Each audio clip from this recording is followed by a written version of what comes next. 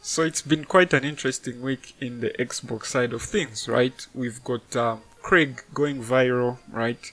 And similar things. But an interesting thing that has come out is the fact that Gabe Newell from Valve, for those of you not aware, but Steam, one of the founders of Steam, Gabe, was recently asked in an interview which console platform he would prefer, and as you can imagine, he went straight on to say the Xbox, right, the Series X, is better than the PS5.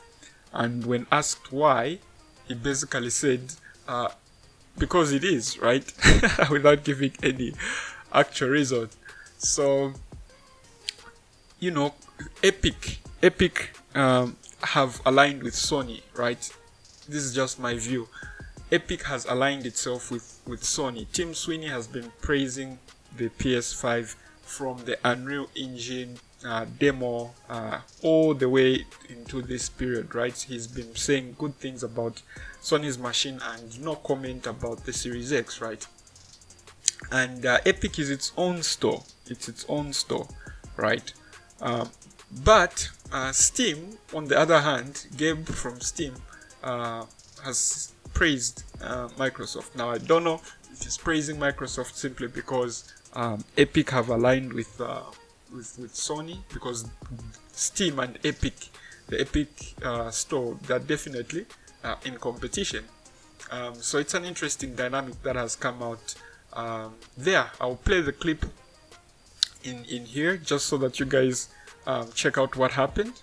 It's a short clip, but it's quite hilarious. This Christmas, PlayStation and Xbox are both coming out with new consoles. Which is better? The Xbox. Really? Why? Because it is. Because you used to work for Microsoft? I don't have a stake in that race. So obviously we do most of our development on personal computers. So, but of the two, I would definitely go with an Xbox. Gabe, what do you say to your family back home in the States?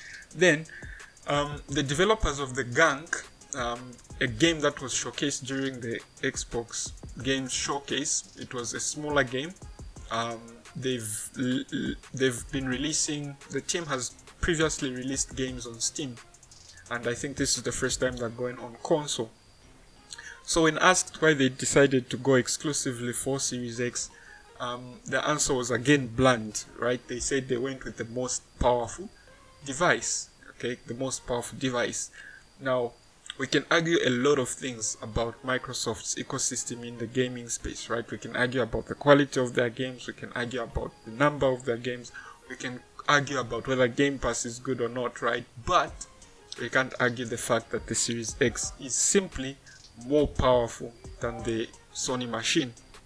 And this is something that lots of people are trying to discount. They're trying to remove the narrative that the Series X is actually very powerful. It's a powerful device. The GPU and the CPU are the most important factors in gaming. Yes, the SSD is going to matter going forward. You need that fast storage to load data into the memory, right? But the GPU and the CPU are going to be a bottleneck if you load everything quickly, but the GPU and CPU are not able to handle them as fast as possible, right? If the CPU and GPU are slow, right, no matter how fast your SSD, no matter how fast your RAM is, it's not going to load as fast as possible. It's not going to be processed as fast as possible, right? So you can load in the textures, but for you to process and show them on the screen, you need that fast CPU and that fast GPU, right? Regardless, you should think of it this way. It's like having a very, very fast car, but you're in traffic, right? That's the problem with the SSD bringing speed to the console analogy, right? While teraflops are not the best metrics for talking about performance, it actually is an indicator. The argument of teraflops not being the best indicator of performance is mostly accurate when you're comparing two different GPU architectures. If you compare Turing on NVIDIA versus maybe RDNA or Vega on AMD, that's when that argument holds, right?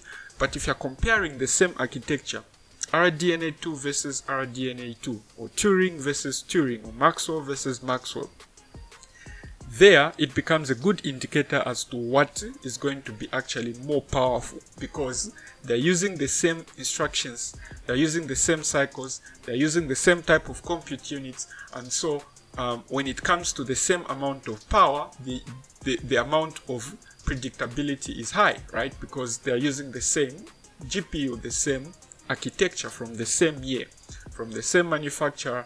So the only difference is the size of the GPU, right?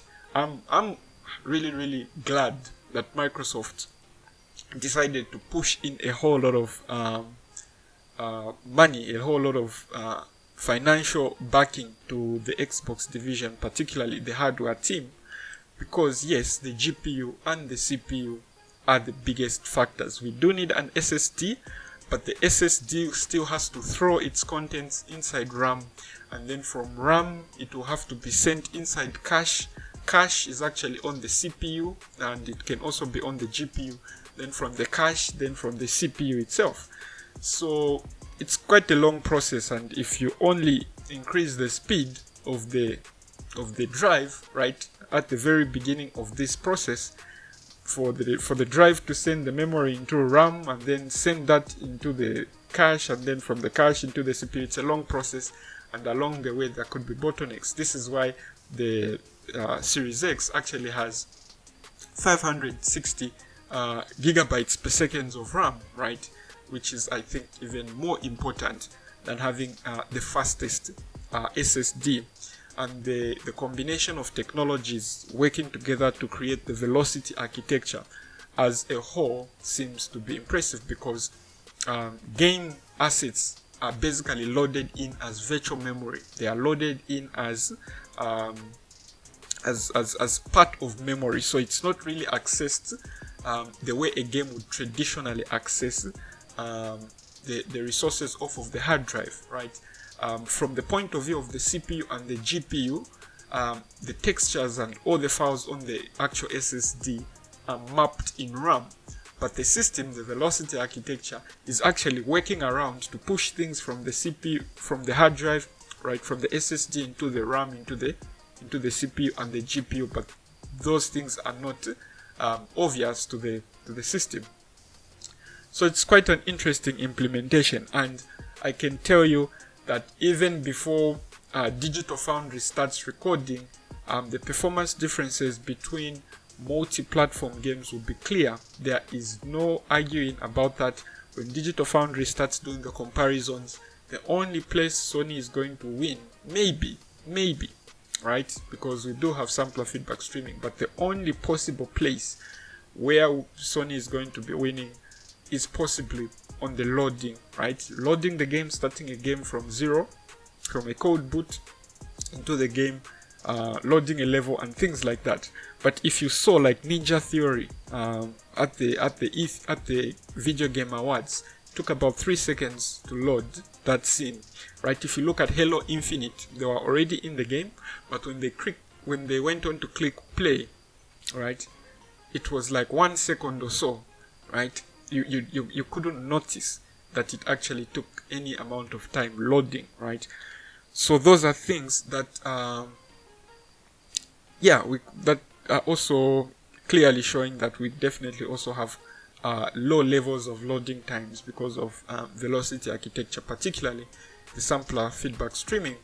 And if you do not understand how that is possible, I've already recorded a video and you can check it out anywhere on the channel I have, where I compare I talk about the PS5 SSD and particularly why the Xbox sampler feedback streaming could be a big deal in the overall debate on the SSD and the loading times narrative from the Sony camp.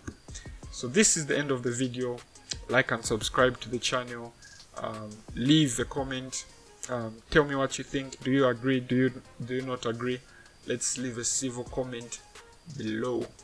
Swishy out.